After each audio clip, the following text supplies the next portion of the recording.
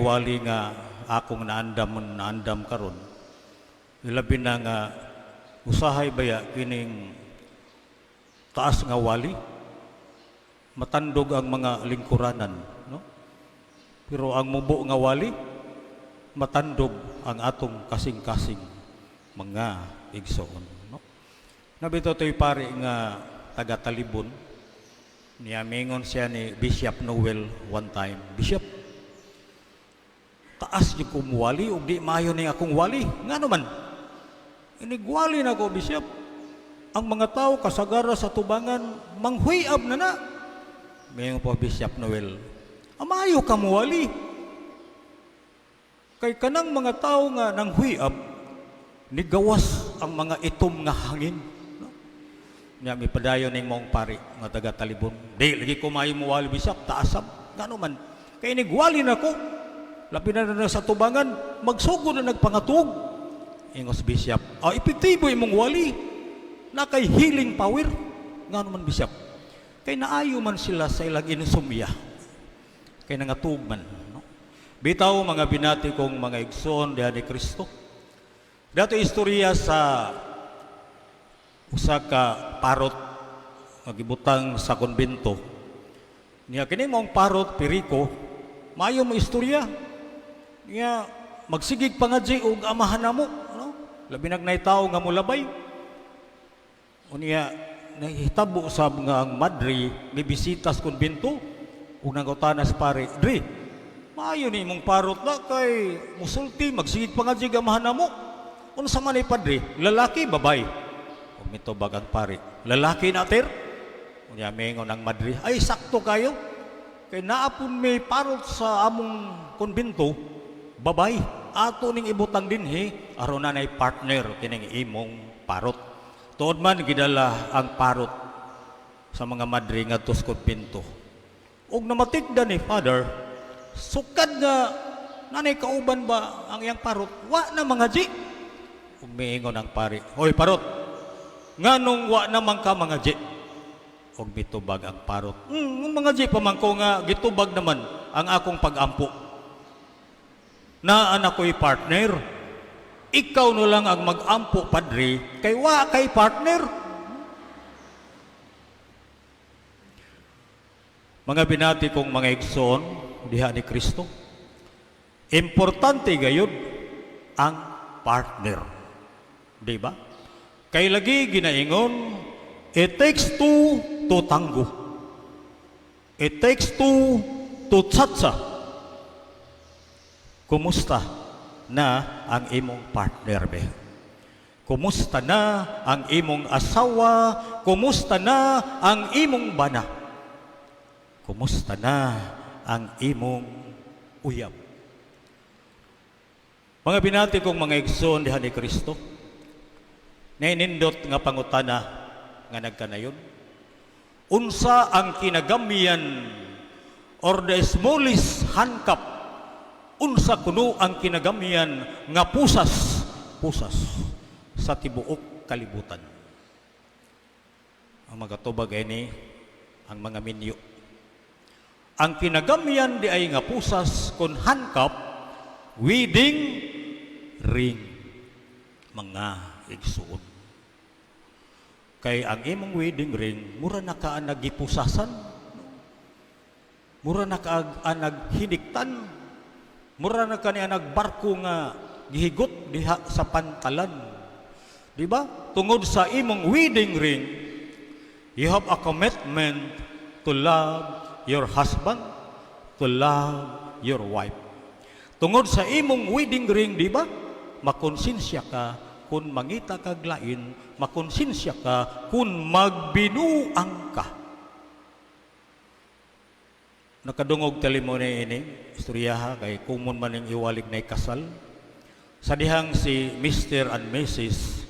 Henry Ford nagsaulog sa ilang ika-50 katuig sa ilang kasal kun golden wedding anniversary. Natinga dito sa Amerika, oy, nagkaguliyang ang mga tao nga naman. Tagsara man ko'y magtiayon ngadto sa Amerika nga maka-celebrate og golden wedding anniversary, di ba? Moto nga gipangutana, kining magtiayon kung unsay ilang sekreto nganong nakaabot sila og 50 ka tuig sa ilang kami niyon. Aniyang mitubag ang bana si Mr. Henry Ford regarding their secret nga nakalahutay sila og 50 ka tuig. Miingon siya, stick to one model only. It is the same as manufacturing Ford motor. Niya may padayon si Mr. Henry Ford. Be a man with one woman, and be a woman with one man. Moto ilang sikreto, mga igsoon. Mga binati kong mga igsoon, diha ni Kristo, ang Ginoo nasayod, kitang tanan nasayod, nga ang mga bana pananglitan, dili na santo, dili na mga anghel.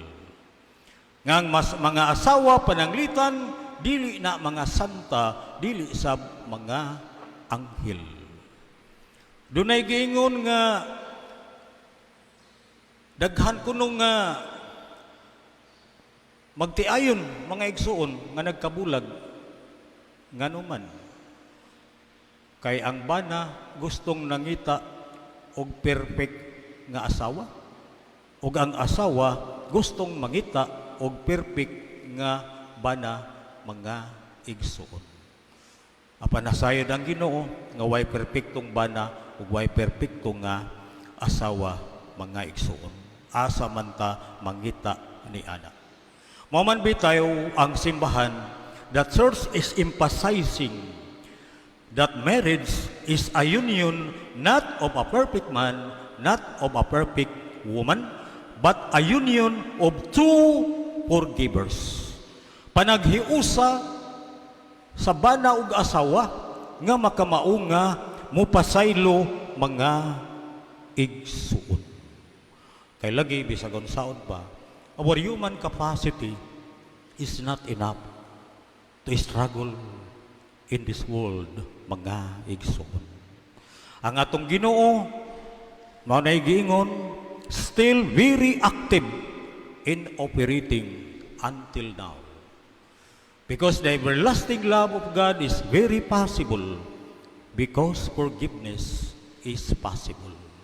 Kini nga atong ebanghelyo karon, mga igsoon nga atong nadungog, is a very strong support how important ang pagka magtiayon.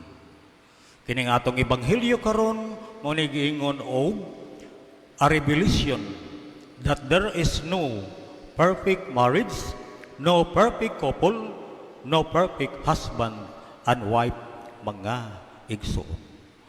Kini atong ebanghelyo karon kasal didto sa kana pruiba kini nga ang atong resources, ang inyong resources tinubdan isip mga magtiayon mahurot lang yun na gihapon.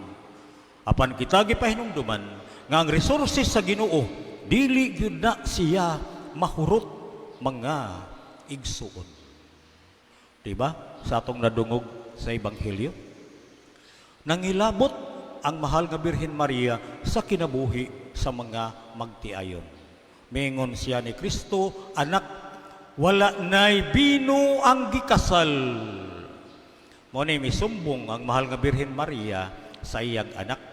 Unya mitubag si Kristo, wala pa moabot ang akong panahon. Wala pa moabot. Apan mo na'y giingon, walay hangyo sa buutan nga inahan, nga balibaran sa buutan nga anak, mga igsuon. Bisag dili pa panahon ang kinaunhang milagro gihimo sa atong Ginoong Hesukristo, iyang gihimo ang tubig ngadto sa pagkalamian nga alak, mga igsuon. Muna atong masabtan, mianhi gayon si Kristo kanato aron usbon ang katawhan sa pagkabag-o. Sama nga gihimong bino ang tubig. Kung gusto gayon kitang mag-usab, muduol kita ni Kristo, muduol kita sa mahal nga Birhen Maria, mga igsuon. Kung anaa si Kristo sa kinabuhi nato, life is always change for the better. Simple lang. Ang gisulti sa mahal nga birhen, do whatever He tells you. Di ba? Kung sundo nato kanunay ang Diyos, hapsay ang dagan sa atong kinabuhi. Ang dakong sayop nato, kung mahutdan kita, nakalimot kita pagsulti Ginoo, makalimot kita pagpatabang sa mahal nga Birhen Maria, ug atong gipangita hinuon ang laing paagi, ang laing pamaagi nga kasagaran dili epektibo mga igsoon. Ato kanunay nga hinumduman, maasahan nga numan ang tinubdan, ang resources sa Ginoo dili mahurot, apan ang tinubdan, ang resources sa mga magtiayon pwede og anytime mahurot og mahutdan mga igsuon. Usahay gani, bisag naa ang material resources, apan feeling sa mga magtiayon, mura silag nahutdan kay ugaman ang espirituhanong kinabuhi. Di ko kalimot katong gitudloan kong drive, nasayin pa ko ato si Rabuliones, mingon ang akong manghod nga nagtudlo. Timan ini, kini primera, segunda, tercera, kwarta, pandar na ko. Bidagan. Niya kay hapit kami maabot sa Carmen, sa kaun man. No? Namatay ang makina. Gihapak sa kong manghod ang akong kamot, sayop ka. I-reduce ang gear, nagsakagod ta. Ug di makayas kwarta, tercera. Ug di makayas tercera, segunda. Ug di makayas segunda, primera. Nakapamalandong ko dayon sa pag-ingon, insakto sab. Kay kun kanunay tang kwarta lang yun kanunay ang ginahuna. Adi ka kasaka. Di kita kasaka. Di kita kasaka. Unang feeling na to, murag kanunay kulang ang atong kinabuhi. Nagkinahanglan yuta sa resources panudlanan sa Ginoo mga igsuon. Kaya ako'y nabasa nga libro, mingon si President Marcos, money is the only commodity that is not enough. Ang panudlanan sa Ginoo dili mahurot, ang panudlanan sa tao, ang panudlanan sa magtiayon, anytime pwede nga mahurot mga igsuon. Manindog